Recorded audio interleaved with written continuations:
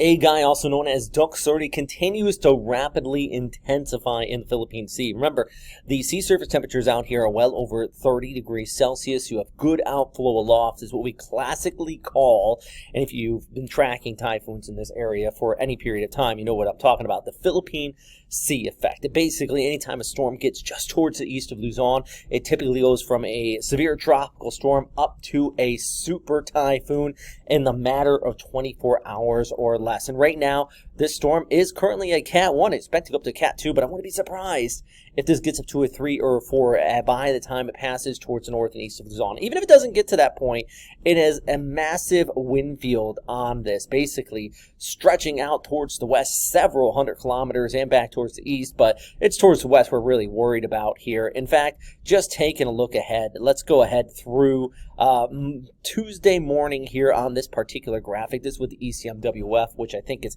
handling the storm system pretty well. In fact, the GFS coming more in line with the ECMWF. That's the GFS for Tuesday morning. This is the ECMWF, a big difference than, let's say, 48 hours ago, where both of these were just basically on different sides of the world here. But today, they are more in line. It means confidence that the storm system is going to just skirt the northeast coast of Luzon or make landfall there in northeastern Cagayan. Now, what does that mean? A lot of people have been asking me that. Well, the big thing, we are going to be looking at these winds up and over 150 kilometer per hour gusts, possibly along the northern coast. That includes around Apari over towards Santa Ana and running off towards the north and west. So places like Vigan, Opera, you're all going to be looking at some of those high winds here too, wrapping around as far south as Candon and into Pangasinan here mainly. Throughout the day on Tuesday night especially, it's going to be some of the worst of the weather, and then we head into Wednesday morning. This tracks towards the west, so it really isn't over with until we get ahead into Wednesday night as their storm system starts to pull away from the Philippines. Now, taking a look kind of that JMA track as this moves towards the north. The good news, it is just skirting the southern coastline of Taiwan.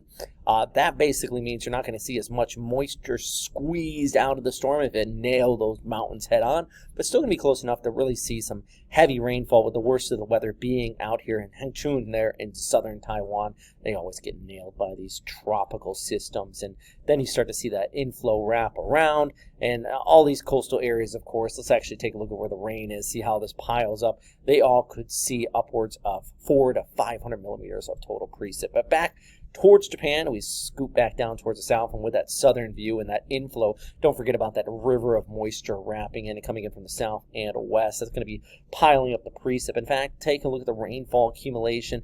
This is via the ECMWF, via windy, and take a look at the next 5 days. Look at this, parts of Mindoro, even with that inflow coming in from the south and west, 300 to 400 to 500 millimeters. Also into the NCR, upwards of 100 millimeters, and then you scoop back towards north. The highest rain totals by far will be in northwestern Luzon, up into the mountains here. So places like Baguio, it's going to be coming down out there. Baguio, probably going to see some flooding or maybe even a little landslides, some of the roads going up through the mountains. So yeah, there's a lot going on there into Region 1. And even back towards the Isabela and to the Cagayan Valley too, also heavy rainfall with our storm system.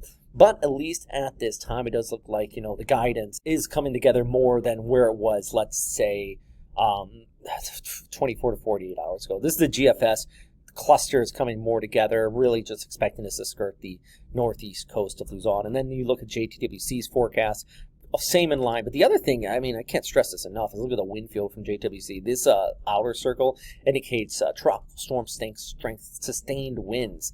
That stretches all the way back there towards southern areas of the Cagayan Valley. And then even you might see tropical storm strength winds on the west coast, but that's not directly with the storm, it's indirectly. So yeah, there's a lot of going on with this storm system, guys. If you notice my microphone's a little bit different, it's because I'm not at home. I am about to get traveling here. So I just wanted to give you guys the latest information on this storm system. Of course, I can be posted. If you don't already, make sure you follow me at Robert Speta Weather. I'll post some Facebook updates there. They'll be in picture text form, but they maybe not in video. But yeah, and also Western Pacific Weather too. Lex is there. You got Roman. You got a whole bunch of people making some great updates. So number one thing, as always, though, is stay safe out there. And thanks for always the support.